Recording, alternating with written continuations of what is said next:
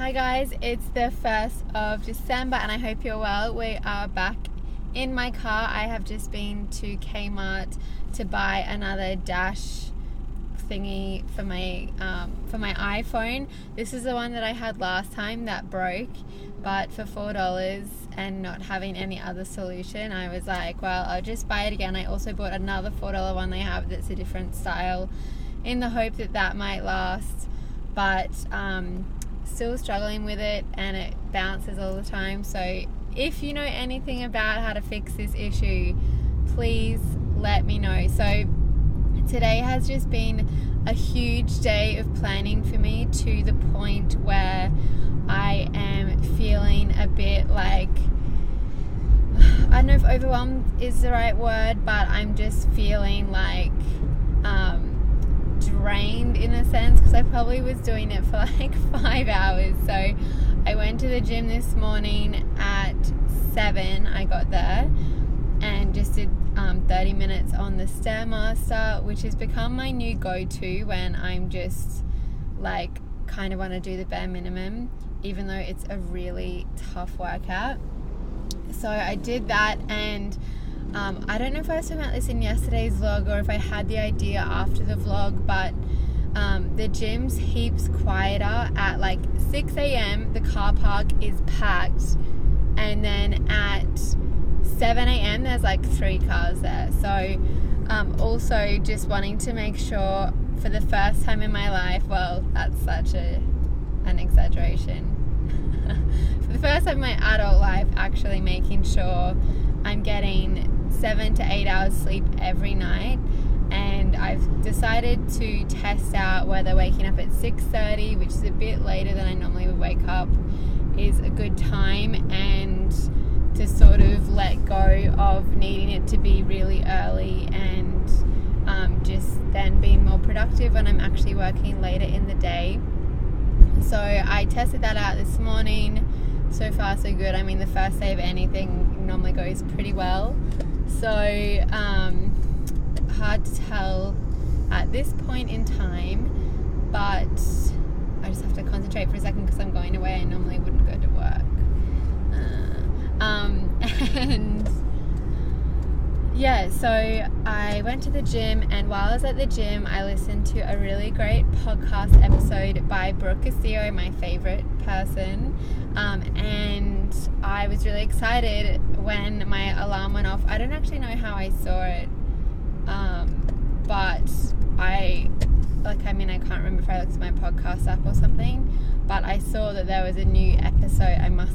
A new episode from Brooke about doing a review of the year, and I was like, oh, this is perfect. And then I looked at the length and it was 40 minutes. I was like, this is perfect. So I listened to that while I was on the Stairmaster, which was really great, and then did some handstand stuff.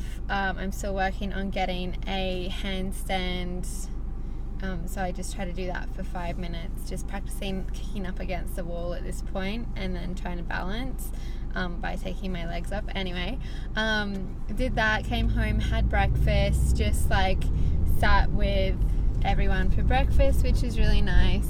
We just all sat outside, and normally I'd kind of get to working on my stuff straight away, but I was like, you know what, I'm actually going to take 5 minutes to just chill with everyone, which is something I really want to do more of. So I did that, and then I started doing like the exercise for the podcast. So in the podcast episode, which I will link below if you're wanting to do a year, like a review of your year, which I highly recommend, and I love the way Brooke talks about it. I'm already planning to do, before listening to that, a podcast about how to review the year, and I'm not going to just repeat what she says, but I have my own take on it. But her episode was so good, so have a listen.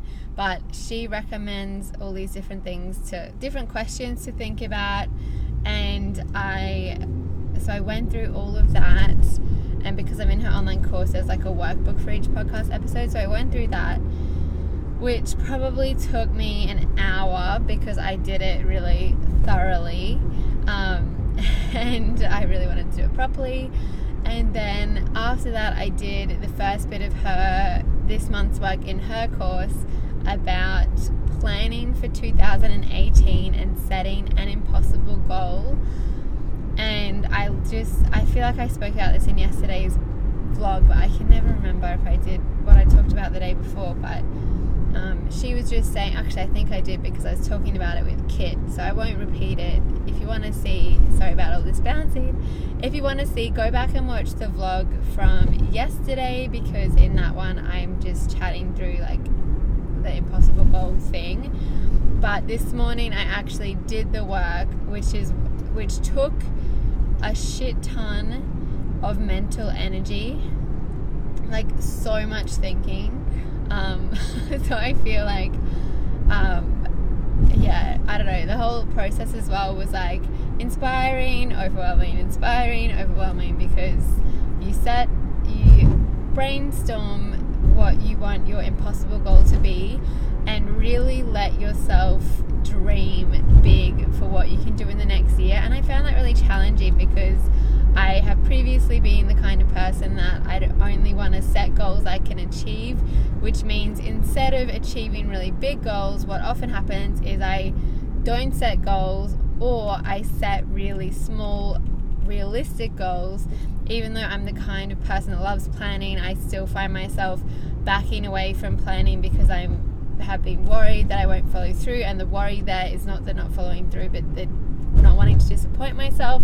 So I disappoint myself ahead of time by failing ahead of time, and it's just horrible to be living in this really like small world that you only do things you can achieve. So Brooke's whole theory or whole way of doing it is choosing just one thing to focus on. So it's not kind of planning your whole entire year, but planning one goal that you're willing to really put everything into, and that you're willing to do even if you would fail at it. So you brainstorm, you'd really dream big, and I really wanted to stop myself.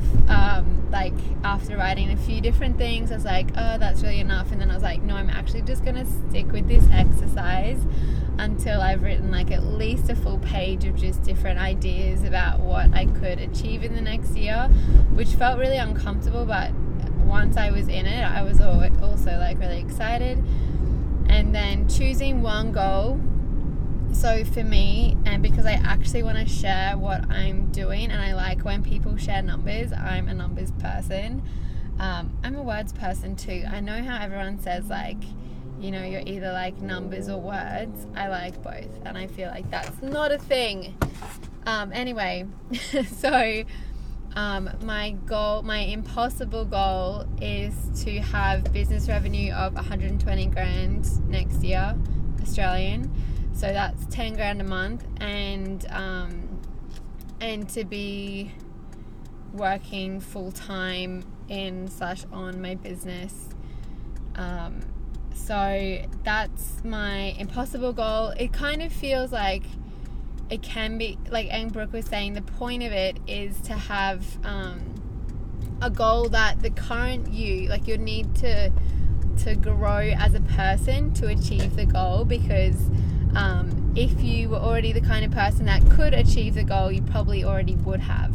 So yeah, I haven't already achieved that. So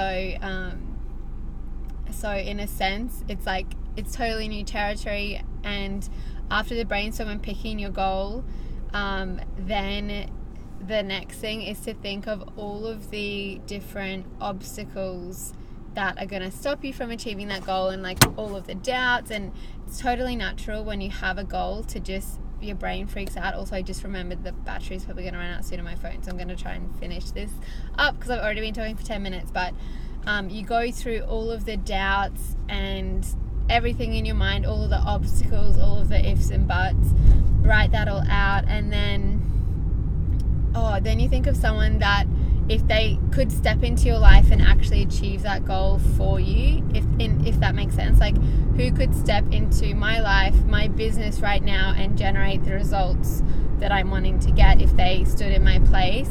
And I use Brooke as my person because I know for sure she could, and she's in like pretty much the same industry. And so there were questions about like, how does she think that's different to me? How does she act that's different to me? Like thinking about, it's really an exercise to think about the kind of person that could do it and who I'm going to need to grow into becoming. And it's not into becoming her, but different characteristics and taking different kinds of actions to what I have been doing. And then the bit that I really struggle with is thinking of 25 results / failures that I'm willing to have. So 25 things I want to have happen in the first quarter of the year, so 3 months, so it's like 2 a week, 2 results that I'm going to try to get, and that there's a really big chance I could fail at. So they have to be really big and not like safe, realistic things. So I brainstorm maybe like 15, but you got to come up with 25, and in the brainstorm like come up with more than that. So I'm just letting myself think about it tonight while I'm at work and tomorrow, and then I'm going to come back tomorrow and actually plan out all of those results that I'm going to commit to trying to get, even if I fail. And I just love her approach, because she's talking about, wow, so bouncy, talking about how failure, like the point of failing isn't even achieving a goal eventually, but it's just like you learn so much when you're failing and really actually trying big new things. So yeah, I'm super excited. But after doing that, and it took forever, but I was enjoying doing it, but really doing a really thorough, another thing as well was going through all the lessons from this year, which I'm going to do a podcast episode on, but it took me ages to really think about, well, what have I really learned this year.